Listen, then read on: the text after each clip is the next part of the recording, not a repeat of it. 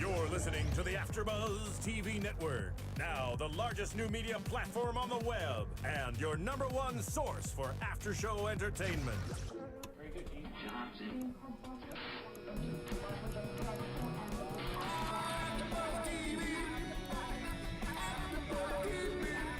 From the AFTERBUZZ Studios in Los Angeles, California, presented by Maria Menounos and streaming live thanks to Akamai Technologies. This is AFTERBUZZ TV's Revolution After Show.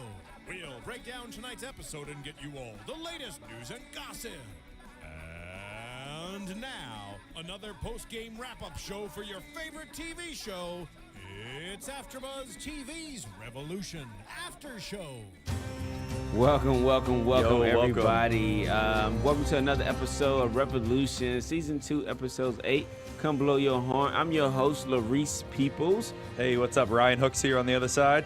Man, this episode, it kind of took me by surprise. It was a little slower for me versus everything I've seen from all the previous 7 episodes, to where it was always like action, killing, but now it took too long to get into the episode. You know, they started off good. They got the immediate torture scene, slaps in the face, really literally slapped you in the face at the beginning.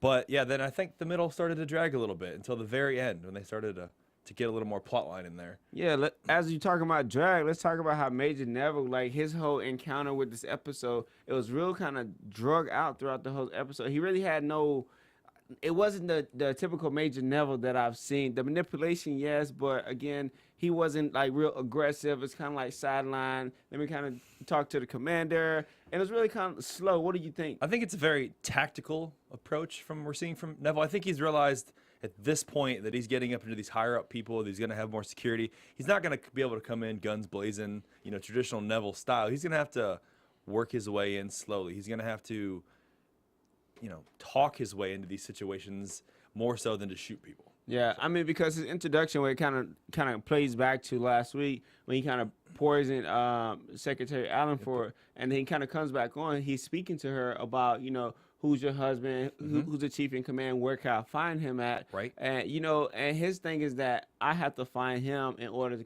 again play a card, because he's really trying to play his way up to find out who. I don't even think it's about his wife anymore. I think it's more about being more powerful, be that dictatorship mentality. It's like, I want to rule. I want to be commander-in-chief now. Right. Putting himself in a position to make the right move. He even said when he was talking to Major Allenford that he said, I'm an ambitious man. So he's obviously trying to play on his patriotic side, obviously trying to manipulate, but also to put himself in a situation where he's able to predict his own future and to control his own destiny. Yeah, I think more so like he did with Secretary of State. He's trying to build that trust with everyone, to where it's like they trust him because of what he's capable of doing. And I like how, at the beginning when he comes to the Patriot camp, he's like, hey, I want to speak to your commander. And he's like, who are you? Like, and he kind of shows the wedding ring, like, I'm someone that he wants to speak to because I have information about his wife. And he even says, I only want to speak to him. And also he says that he's from the other camp, the Texas camp. He tells them, hey, I've been here and I was in Georgia, so I'm one of you guys. Yeah. And then like the conversation that he kind of had with Commander Allenford, Commander Allenford, he's kind of hesitant about the conversation and the information that he knows. And I felt as if he really cared about his wife in the beginning, because, he's asking, like, where's she at? Is she okay? And those type of things a caring individual will say about someone that they love.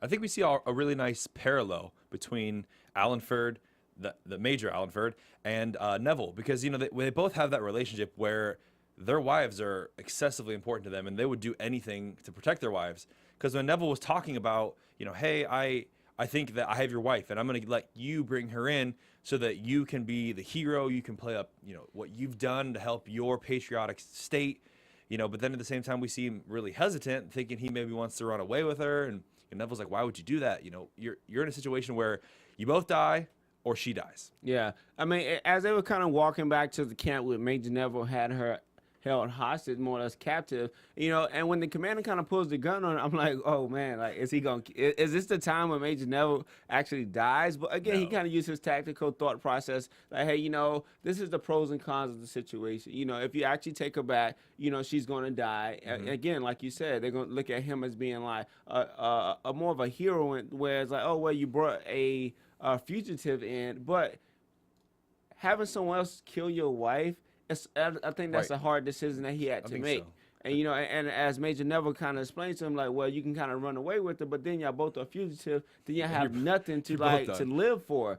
And as it kind of goes into camp, my thing is that before they even get there, Jason flipped out. Yep, they see that Secretary Allenford is trying to escape. She's trying to saw her handcuffs on the wall, or you know, some kind of way to break the chain, something metal to cut the metal. Yeah. And then Jason comes in, pulls the gun on her, and tells her to stop. She tries pleading with him, tries playing to his better parts. Then suddenly we see Jason has her hand around her throat. Yeah, choking her. I think he kind of went back to the phase of like, I'm a killer. And as you can see in his vision, they show the drugged vision. Yeah, because she tells him like you're not basically like, you're still in that reprogramming phase from the reprogram. You're not totally 100% healed from that. You know, you still have drugs in your system, and the way things kind of look, I think it's going to kind of play a part in the next couple of episodes too, where he's going to kind of have those mixed feelings about what he's doing, whose side he should be on, and should he trust anybody? Because when he grabbed around her neck, I was like, man, he's going to kill her. He snapped out on her. Yeah, I think that's going to play a really cool, integral part in the upcoming relationship, because I think we're going to see more with Neville and Allenford. I think, you know, he led her there, so he has gained some kind of trust with him. And I think Neville's not going to just let him walk out. You know, I think he's going to try to use that to the best, even if it means taking him hostage and, you know, taking him back to the camp as a prisoner. So hopefully that Jason maybe stirs things up a little bit. Yeah, because even when, you know, I think Neville is still kind of skeptical of Jason, because when he kind of walks in, you know, Jason has a gun. He's like, hey, Jason, it's me. You like, relax, calm down. You know, and I think once Jason kind of identify his face, like, okay, well, this is my father. Let me just kind of relax and calm down. But Commander kind of comes in, and Secretary of State, she's surprised, but at the same time, she's not. Because she feels she know what's about to happen right now, knowing that she cannot go back, knowing that they can't basically like run away and be with each other. And he kind of explains to her like in a compassionate way, like, I still love you, but this is something that I have to do. And she even propositions him, hey, let's run away together. I love you. I want to be with you. I forgive you. Let's, you know, and anything to save her skin. I think she's done in this episode, because all her dialogue, the whole episode, was just her trying to protect herself, trying to find ways to talk herself out of situations. Yeah. So, did you think he was gonna kill her? You know, I was a little sketchy at first about what I thought was gonna happen, and I was watching, and I was like, no, he's not gonna shoot her. You know, they're gonna maybe take her back to camp. I thought so. Yeah. I thought like when he walked in the door, his mindset was he's going to kill her because, again, like he said, you wrote the letter, and the letter is the reason why you're a fugitive now, because you understood the circumstances and what type of situation that we're put in. Regardless of our son, we finally found what the son name was, Max. Yeah, Max. You know, regardless of what Max been through, we're still serving a purpose for the country. And I just thought that he probably felt that, you know, it's probably better to kill you off than to continue to have you lingering and causing more problems. So do you think it's better that he killed her himself? Yes. You know, he's the one that pulled the trigger, you know, I love you, bang. Yeah. Versus somebody else doing it, or, you know. Yes, I think so. But do you think it's good for him that he did it so privately? I mean, in terms of his public office, do you think it would have been better if he would have taken her back to camp as a prisoner and done it publicly, or... No, I don't think so, because at the end of the day, he's already ranked a high-ranking officer, you know, amongst the Patriots. So it doesn't matter if he killed her now and by himself privately, or even if he killed her in front of the whole patriotic camp. But at the same time, it's the dignity of, if I kill you in front of everyone, I have to kind of live with that and face it, versus like killing you in front of two people. So I think that's what you have to kind of look at when you kind of, oh, well, would you, like, if your wife's dying and sick, would you want to kill her in front of hundreds of thousands of people, or in the privacy of the home of, like, you know, I'm going to keep it private and intimate and just leave it as that? I mean, I think it's different, though, because she's a wanted fugitive by the state. So if he kills her privately, he's going to go back and say, yeah, she's dead. I killed her. are people going to believe him? Or are they going to say, oh, yeah, sure, that's fine. We'll stop looking for her. We don't need her anymore. You know, I mean, is he going to take a body back to prove it? But at the same time, I don't think he's going to tell anybody. It's basically, it's just something amongst himself to where, you know what, I did it. I'm comfortable with it. Right. I can move on with my life, not knowing that, okay, well, she didn't suffer. She got killed some way random. Exactly. You know, they didn't put her on trial. They didn't hang her. She didn't suffer. So she just kind of went out. She died easily. So I think that's one of the better things for her. I mean, you can ask people on iTunes. I think we could ask people on iTunes. You know, we can go on iTunes right now, and you can download episodes of our show from previous. You can tell your friends. You can get us on Android devices, Apple devices, your tablets. You know, you can also go in there and tell our good friend Megan that we hope she feels better. Out sick again this week. So we hope she gets better. Hope to see her back here next week. Yeah. And if y'all have any questions, rate us, comment us, please let us know so we can kind of, again, we like the feedback that you give to us. So we kind of utilize it on the show to make the show a lot better. Had a viewer comment on this week about Dr. Horn's character, about how perfectly cast he is for that role. Oh, is he? I agree. Speaking of Dr. Horn, I mean, when you kind of look at Dr. Horn, he's kind of such a sketchy guy, but at the same time, he looks so very intelligent. You never really know what goes on with Dr. Horn. But as we can see, when they did a flashback tonight, 18 years before the blackout, he had an encounter with his dad and his mom where, you know, his mom was dying. His dad kind of believed in everything's going to be okay. Let's just pray about it. But he felt in his heart that, you know, prayer's not going to do it. She's dying. Right. And I think that I'm really glad they did this with Horn. Obviously, Come Blow Your Horn, title of the episode 8, that they gave us as viewers, we're torn about Horn now. Like, we wanted to hate him. He's a bad guy. We don't like what he's doing. Well, now we've got some sympathy for him. Yeah. Because he's, you know, his mom was sick and died when he was young, and his dad was, you know, crazily religious and only believed in the power of prayer. And obviously, he believed in the power of medicine, becomes a doctor. But it gives us a justification for Horn as a character. Yeah. And it makes you almost want him to find out what's going on, maybe learn more about him. But at the same time, like, they did a second flashback to where the pill bottle. Do you think he poisoned his, overdosed his mom to die, to take out her pain and I suffering? think that she was already dead. I think at that point with her father, you know, he was saying she's really sick. She needs help. Let's call the doctor in here. And he's like, I'm praying as hard as I can. I think he went and got medicine for her. It was just too late. I think she was dead regardless. Her father, or his father, blamed him, though, for the pills, saying that he poisoned her, he drugged her.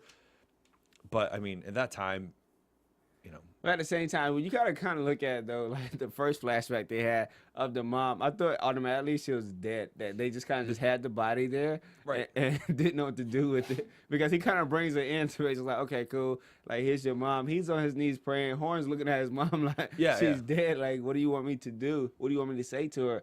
Because the way she kind of set up in the bed is kind of like, okay, well, and as a kid, you know, it kind of takes an effect on your life, because you have to look at what type. It's your mom. You know, you no longer have your mom there. It's a blackout. The world is terrible. Do you think that kind of is a reason why he's the way that he is? Oh, so dark and so scary. I think those 2 minutes of Horn's history justify his entire character. Yeah. I think he did a great job with that, because it shows. I mean, he, at that point, believed in the power of medicine. That's why he became a doctor. That's why he joined into the government department, you know, where he's doing all this research and he's learning about all this technology.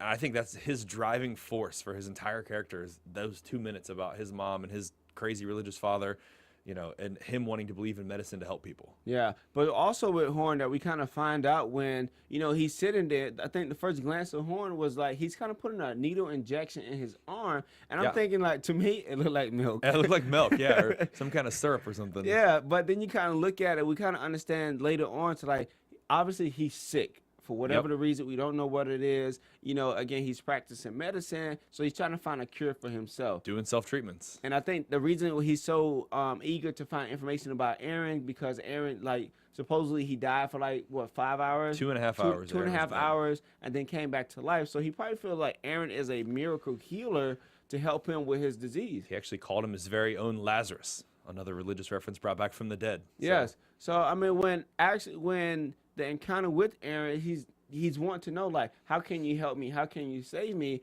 And he identifies that, okay, well, I have a brain tumor. Yeah, he tells him, he's like, I'm not your enemy now. I want to be your friend because I need you to help me. Yeah. You know, I have a brain tumor. I'm dying. I think that you can heal me, or there's something that you know or have inside of you that can fix me, and that's his goal. But you know, it's kind of funny though, because like when he first has Aaron get captured, but when he started cutting on Aaron, I think he kind of do it as like fun. When he's like slid in his forearm like 4 or 5 times, just watching it heal. To me, I probably would be like, let me do it again. Right, let me do it again. I mean, you gotta feel like, although as much as you want to associate relate with him, he's still a very sadistic character, very masochistic. So I think he's getting off on that power that he has, and that's obviously the reason he's in the position that he's in, is because of that demented, that psychopath side of him that's coming out every now and again, that we see just a little bit here and there, you know, and that's why he's a villain. Yeah, and I just think overall, like, Horn has really played his character where, you know, he's very educated, he's very dark. Everybody's afraid of him. General Truman's afraid of him. Rachel's afraid of him. Dr. Porter's afraid of him. Like, nobody really knows the backstory of why Horn is the way that he is. I hope we find out a little bit more about why, because I mean, yeah, everyone is afraid of him, and they've never really said like what he's done to earn that. Yeah, and that's kind of the creepy part when you kind of look at from episode to episode, that nobody knows why he has so much power. Is it his knowledge, or because he has done certain things that people just feel, you know what?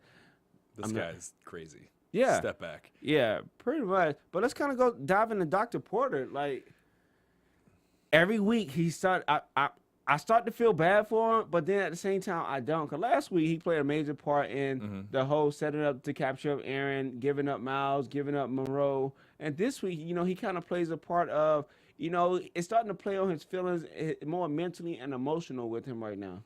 Yeah, I mean, we've always seen an emotional up and down with Dr. Porter, because his justification for everything that he's done was getting medicines. His wife died horribly of a disease. You know, he wanted to help the other people that lived with him so that they didn't have to suffer, that they didn't have to die the way that she did. So his initial plan and initial thought process was helping people. Just went too far. Yeah, but as you kind of see in the beginning of the episode, where, you know, General Truman, he tried to basically like wins the town people, and it's always like somebody who wanted to play the townspeople against the next person. It's always like a villain and a good guy. Yep. You know, the Patriots always feel like they're the good guys, but they're actually the biggest villain amongst everybody. But nobody questions about their action. All of a sudden, when they came into town, all these typical, not untypical things started happening, because the explosion, the killing, the hanging, the Delta Monroe battles. They never seen this ever before in Willoughby, and all of a sudden, as soon as the Patriots come into town, it's like, man, we start having all these traumatic situations, but the townspeople never question. Do you feel like that's kind of odd? I think at this point, 15 years into a blackout, the people that are still alive, I think they should be smarter than what they portray them. I agree. I mean, okay, 1 year, 2 years in, you still don't know what's going on. You know, we're concerned. This stuff's happening. I don't know why. I'm trying to protect myself. You've been alive for 15 years. Yeah. You've been providing for yourself in a situation that most people probably couldn't even imagine. You got to question things. You got to not just look at the people with the guns and say, hey, what are you doing? Okay, fine. I'm going to go back to living in my little village and farming. Yeah. So, but at the same time, nobody questions Dr. Porter.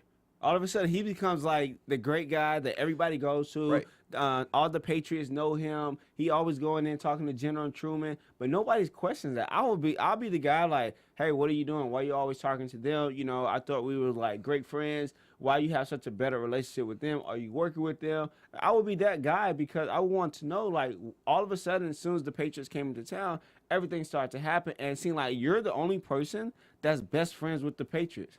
Well, Larice, you and me both, and that's why we'd still be alive. I totally agree. I agree. I mean, I think, though, with them not questioning Dr. Porter, he's, again, the Patriots gave him medicine, so that gained him trust of the people around him. And everyone saw him helping and doing good. And, you know, whether it was for the wrong reasons or not, he was still doing things to help other people. So people saw him as a source of hope, a source of help. Yeah. You know, and he's a doctor. How often do you question what a doctor does? It's not about his practice. It's about his relationships. Right. But, you know, if he's in a situation where he's the main guy in town that's sort of the semi-leader of the town, and he's talking with these other people, the Patriots, maybe the people see him as, okay, he's in there helping us, protecting us, doing the right things for us, because they don't know that he's with them. They don't know that he's doing bad things. So they maybe, because he's built this trust over this time, see him as somebody that they can trust, somebody they can believe in. I would still question him. I would still question it. Because even when General Truman goes up and tells him, like, hey, you know, Miles Matheson, Stu, it's kind of like Stu Redmond. Like Stu Redmond, but he's actually Miles Matheson, and he's the person who actually set the bomb off. And, you know, Dr. Porter was like, yeah, you know, they kind of manipulated my daughter and my granddaughter. So, you know, if y'all see them, you know, protect them and everything. But still, his main goal, he really don't care about Miles at all. He never did care about Miles. The only thing he care about is his daughter. And he feel like everything he's doing now is for Rachel and Charlie. But I think a lot of stuff that he's doing, is it more to keep himself alive? I think so. Or to keep Rachel and Charlie alive? I think he's number one himself. He's looking up because he kind of gives in a lot. He kind of is a little bit of a pushover towards these last couple episodes where he's just kind of like, okay, fine, I'll tell you what you want to know. Just don't hurt him. I'll tell you what you know, just don't hurt him. Never really doing anything to stand himself out, to justify his status, you know, and I'm glad that we finally see later on with his section of character him doing something. I even said it last week. I feel like he's going to finally do something where he's going to have to make a stand one way or another. Yeah. That it's going to be him standing up for the right reasons or him rolling over and selling out everybody that he loves. Yeah. And I think the biggest thing is now is that, like you said, he want to make that stand. And which, you know, as the episode kind of goes on, he kind of makes that stand because he figured out where Miles and Rachel, for some reason, it's like, it's only one or two places you can hide in Willoughby. If you're not in place A, you're in place B. And so like somebody always find you so easily because he finds like Miles, Charlie, and Rachel so easily and walks in there. Right. And they're kind of like shocked, like, what are you doing here? You're a traitor. I don't know why you're here. And, you know, it's kind of, do you feel like that's kind of ironic, though? He just walked in on him? Yeah, it's like one or two places to hide. That nobody else ever looks. The two, they find Aaron right away because he tells them. They find them right away because he tells, you know. Yeah. But even though, again, his whole thing is that he wants to protect Rachel and Charlie, he gives up Aaron easily. Very easily. So easily to where he's like, oh, well, you know. And I wonder, did he hear them discuss the plan prior to meet Bass? Like, okay, well, tell Bass to meet him at the boatyard, and that's where he's at. So that's where he knew where Aaron would be at. Because, again, Aaron get captured because of his ability to tell, hey, you know what? I'm going to help you guys out one more time with the Patriots. This is where Aaron is. And he goes and captures him. I don't know if he told him that because he knew. I think he just knew that's where Aaron likes to go. Because Aaron's been in that spot several times. That's his, like, hangout. He goes there because he used to have 3 boats. He likes hanging out in the boatyard. So I don't know if he necessarily knew or heard, because you would assume they would have changed the original plan based on knowing that he sold them out. Yeah. So I don't think he knew. I just think he got lucky because there's one of 2 hiding spots in Willoughby. Yeah, so. it's always like 1 or 2 hiding spots, whether it's inside the town or outside the town. It's always 1 or 2 hiding spots. What do you think with in this situation with Dr. Porter, Charlie's reaction to everything? Charlie doesn't seem so mad, doesn't seem to be upset or hurt by the fact of what he did. But I think Charlie, she's a realist. She understands that, you know, he's doing it because, for one, for the townspeople, it has to be a reason behind the reason why he's helping the Patriots and the reason why, you know, he's giving up information. But, you know, and her thing is that he hasn't given up them just yet, and she just feels like it's still grandfather. You know, it's a reason why he's doing what he does. And I think she just kind of understands that. I think that Monroe and Miles have rubbed off a lot on Charlie in this part of the season. And I think she's become very jaded, but very open to various things, not knowing people's justifications or why they're doing things, but accepting of the fact that, you know what, sometimes you do what you got to do. Yeah, and that's what it is, because even when, you know, Dr. Porter kind of came in and he kind of talks to Charlie with the surprise, it's that he's coming to let them know, like, you know, this is what's happening. And, you know, to kind of justify the reason why he's been doing what he's doing. And as you said earlier, the reason that he's doing it because his wife died and he didn't want to see anybody else die. So that's the reason, one, he took all the meds, but also the reason why he was helping the Patriots. Because, again, he probably felt as if, like, if I don't help the Patriots, they're going to kill everybody in Willoughby. Yeah, and I mean, he was, again, his actions and justification at the time were in his mind the right thing to do because he wanted to help people, and it just became a situation where he was pushed over so long that he didn't realize that now the things he was doing, the actions he had, weren't helping people, that they were wrong, that they were on the wrong side, that he was hurting people. Yeah, I mean, because even while he's in there in the outhouse to help explain about everything that's happening, General Truman appears outside nowhere for whatever the reason. Again, it's like one or two places to hide and Miles automatically think like, Dr. Porter gave us up, he sold us out, what's happening and everything. Do you think he sold him out? I don't think so. I believe him at this point, just the way that he said it. I mean, I don't think that, again, two places to hide. How long is it going to take them to find him if they're still in town?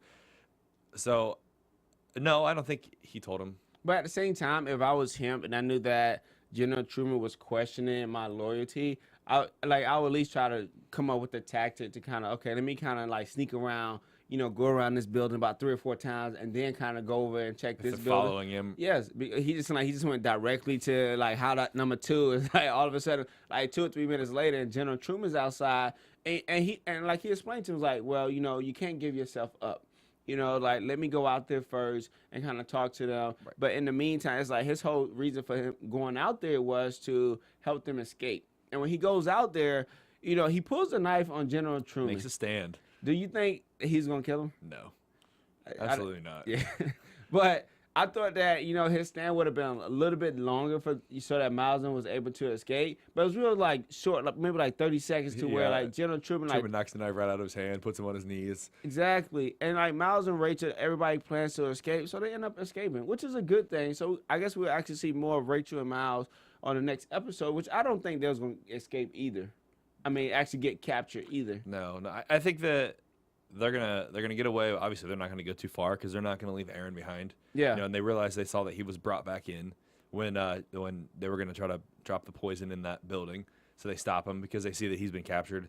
So they're not gonna go far. Yeah. But speaking about the poison, the most like I would say satire about with Rachel and Charlie when she makes the statement of like, hey, I imagine us like cooking together, but not like this, like creating a bomb, or like cooking food, but not like creating a bomb. Not cooking bombs, cooking meth in the kitchen, whatever, Yeah, it was kind of like, well, I'm pretty sure under certain circumstances, like, it's good to share those moments with each other, but not like this. And, Charlie kind of states to Rachel, like, why do you have so much hate and anger? She's like, I could hate you. She's like, I hate you. Mm-hmm. I did hate you for the death of, her father, her brother, and all the other deaths. But she's like, I could have hated you more, but she really don't hate her mom because she understands what it means to, like, forgive and move on past a hatred. But it's like Rachel just have this hatred amongst her. And she even blames her for the death of Nora back in season 1, too. Yeah. Who was with him for quite a long time. Yeah, and she says that it's harder for you to let go of the hate than it is to actually hate. And she said that was the hardest thing Charlie says to Rachel, was the hardest thing that she had to do was let go of the hate. Yeah. So she doesn't want to see her mom get consumed by this. And I think it's too late. I think we got a couple of good little spots in this episode with Charlie and Rachel interacting and talking about feelings and progressing as characters. Yeah, so. I think they're gonna have a lot more encounters where they kind of talk about their feelings, the family, and the decision that was being made amongst the family, and the reason why Rachel has done what she done, or the reason why Charlie is the way that she is. Which is a great thing, so we can actually see what's really going on. But I mean, overall, I just think that Dr. Porter has done a great deed this time. Yeah, this week. Finally, as I said last week, I was expecting him and hoping that he would step up and do something to help. I don't know if he saved the day, but at least progress us to another episode. Yeah. So at least we can live to fight another day. So he's out there and saves them, gets them all free, as we see in every major villain TV show and or movie. The bad guys can't shoot, so they escape. Oh, yeah, but of course, always. The stormtroopers can't shoot, just run. You'll be fine. But exactly. I mean, you would think. I mean, I guess one reason why, because they like Miles and Rachel and Charlie, they are kind of like outnumbered. But normally, Miles is like he's a tactical guy. He's smart. You would think that, and because they only had like 5 or 10 troops out, I think they could have taken them, at gunpoint. I think that they got to realize eventually that they're going to need 20, 30, 40 troops to finally catch everyone at one time. Yeah. Do you think Miles starting to revert back to who he was in the beginning and like the Monroe militia? Because in the beginning of the episode, he was beating up the guy for information. Do you think he's going to basically revert back to what he was in the beginning, a killing machine? I think it depends on how much they incorporate Miles and Monroe together. Yeah. Because when Monroe is around, Miles doesn't want to be that guy. He doesn't want to be Monroe-like. So he knows that when he's by himself, and as he said in a previous episode, if I don't do this, or if he doesn't do this, I have to do it. Yeah. You know, so he's justifying this because it's helping them. Yeah. But speaking of Miles, did you see what's going on? What's going on with his arm? It looked like some kind of blood poisoning or It was like infection. real deep as red, and it wasn't like a small It's strand. like veiny. Like real, like 1-inch veins on both, like just wrapping around his arm. What do you think's happening? You think it's kind of think he'll lose his arm? I mean, I think it's an infection in the broken of his hand. I mean, if there's something inside of there that's not healing properly, that, you know, blood poisoning is my first thought when I saw it. Yeah. So I don't think he could lose his hand. You think that's going to like help the Patriots capture Miles because he's right-handed and that's his sword hand and that's pretty much predominantly his fighting hand. Do you think that's going to limit him to his fighting tactics? I think he's been doing just fine without it. I mean, his hand was full on broken a couple episodes ago, and he was fighting and getting away. So But infection will make him sick. maybe. So I think that's really going to hurt him. I think we're going to see a little bit more on that because they wouldn't show it this episode. Yeah, they just hinted at it just to tease us a little bit, so it'll come up more here in the next couple episodes. Yeah, I think it's going to be pretty scary. So, well, let's talk about Aaron, though. Aaron and Cynthia, they kind of have that. They don't have that great relationship anymore. Not right now. I mean, how would you feel if you saw the guy that you were in love with or female that you were in love with blow somebody up on fire? No assumptions over here. I think more so that at the same time, I'll probably be more on their side because I know, you know what, they can protect me. But at the same time, I wouldn't put anything past them. So I'll feel secure because they're able to protect me, but I'll feel weird because it actually happens. I think Cynthia's weak, and I don't know. We'll see if she gets written off here very soon. I know, right? But you also have to look at Cynthia now because soon she identifies what has happened. She's putting two and two together because at the boatyard previously when Charles died, you know, he died because he was set on fire. And so she's questioning Aaron now, like, are you the one who did it? Like, what happened and everything? What do you think about that? I think it took her 5 episodes too long to put it together. He told her several episodes ago, hey, this has happened. Hey, this is going on. Hey, I have this problem. Hey, can you help me with this? She didn't listen. She didn't believe him. She said, oh, it's God. He's doing this. Yeah. He told you a bunch of times, this is happening. You should have listened 5 episodes ago.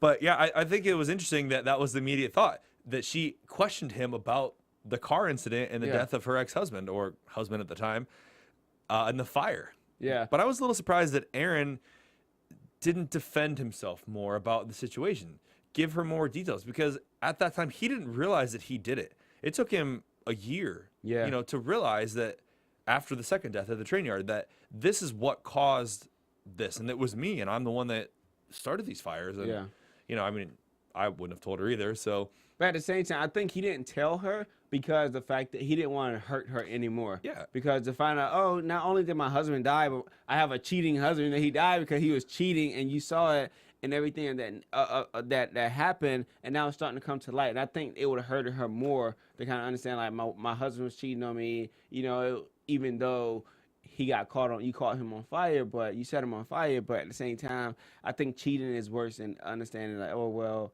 he died in the fire. I agree. But I mean, I still think that he could have threw a couple lines in there like, hey, you know, I didn't realize that I did this, or hey, he was cheating on you, or, you know, something to help Aaron. Again, Aaron rolling over and being Aaron, being afraid of any kind of confrontation.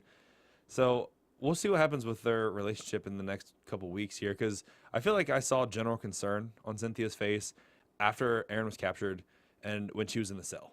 But I think it was more so probably because she was captured and she didn't know what they was going to do. But also at the boatyard, you know, Bass, Monroe, like tactical Bass, like out of nowhere. Monroe. You know, he's like, well, Aaron, he was like, well, I'm going back to, again, He loved Miles. He's going back to help save Miles because he know that they haven't gotten out of the city yet. But then all of a sudden the troops come up and Monroe just literally just slaughter like 6 troops in like 30 seconds. I say he's probably like the best fighter I've ever seen in my life. I like Monroe's little comments in this section because his reasoning for fighting Miles, I think at this point isn't about his devotion to Miles. Yeah, it's about his son that we don't know, we haven't met, that we want to find out more information about. So he needs Miles for that more than anything. Yeah, and then Aaron's like, well, we wouldn't survive 3 days without you, and he's like, you think you'd survive 3 days? Immediately, 2 seconds later, they're getting attacked, and he takes out 6 soldiers by himself. No big deal. Doesn't even flinch, But then at the same time, like Monroe, like Bass said, he's like, they want you alive. What they would do with me, they would kill me. And as you can see, they got captured. My thing is, when they got captured, why did Aaron get angry and set them on fire? Every time that he's been angry, someone's been getting hurt. There's been some kind of emotional attack. At this point, no one is getting attacked. No one's getting hurt. They're just catching them. Yeah, but I just think because his love for Cynthia that he probably would have set them on fire and then they would all escape.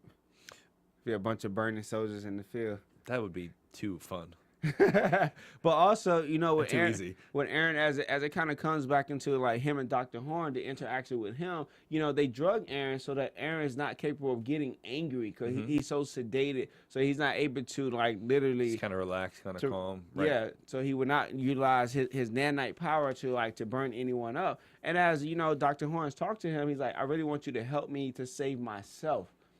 Yeah, and it's kind of like significant now. So Aaron has more of a bigger purpose with the nanites and, a bigger purpose with Dr. Horn because, again, is he going to save Dr. Horn? Will he be capable of saving Dr. Horn or will he just destroy everyone?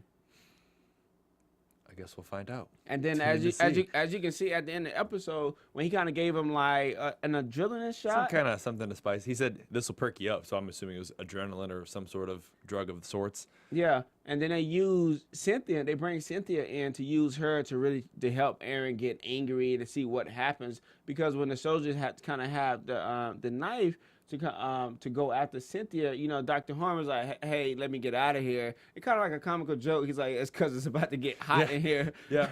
And he kind of like walks out and shut the door. And as the episode kind of goes off, it's like, well, all you see is a big flame. What do you... Right when he stabs Cynthia in the gut, he screams, fire explodes, blackout. Man. It's going to be pretty interesting. And let's go into predictions then. Well, hold on. Before we get that far, I got some news and gossip. AfterBuzz TV News. Yes. So Matt Viro from TV show Switched at Birth will be joining the cast here coming up as a character by the name of Connor. Described as sexy, charming, a little bit cocky, and very dangerous. Monroe's son. Do you think it's Monroe's son? Yes. That was as soon as I read that, I was like, this has to be Monroe's son. Monroe's son. Very dangerous and a little cocky. Yeah, maybe Monroe's son. Okay, well, we'll look forward to seeing him here in the next week or so and see what happens with that. Well, let's go into predictions. All right, now let's go to predictions. Let's see what you think about next week.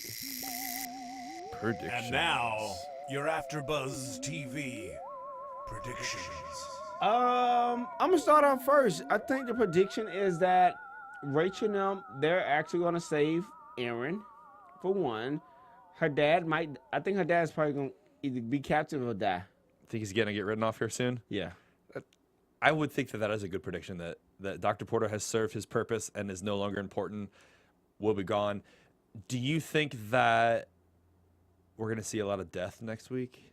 Yeah. I do. I think with Aaron being captured. What about Cynthia? Do you think Cynthia's going to stick around? Do you think they're going to take her as well? With that stab wound, I think she's going to die. I hope so. I'm sorry. No, I didn't say that out loud. I'm just kidding. I hope best for everyone in the show. However, the character of Cynthia, give or take, could leave with her. Yeah. Other prediction then, I think that Aaron is going to learn a little more about his power and his ability and maybe be able to control it some. Maybe not necessarily to the extent that Dr. Horn wants him to, but I think that we're going to find more about him and what he can do. Great. Well, thank you everybody for joining in with us tonight for season 2, episode 8. Come blow your horn. You can find me on all social media networking sites at True Peoples, TruPeoples on Instagram, Facebook, Twitter. Also check out TruePeoplesMedia.com. Cool. And you can find me at RyanHooks92 on Twitter, Instagram, Yahoo. Hope to see you guys later. From executive producers Maria Menounos, Kevin Undergaro, Phil Svitek, and the entire AfterBuzz TV staff, we would like to thank you for listening to the AfterBuzz TV network. To watch or listen to other after shows and post comments or questions, be sure to visit AfterBuzzTV.com. I'm Sir Richard Wentworth, and this has been a presentation of AfterBuzz TV. Buzz you later. The views expressed herein are those of the hosts only and do not necessarily reflect the views of AfterBuzz TV or its owners or principals.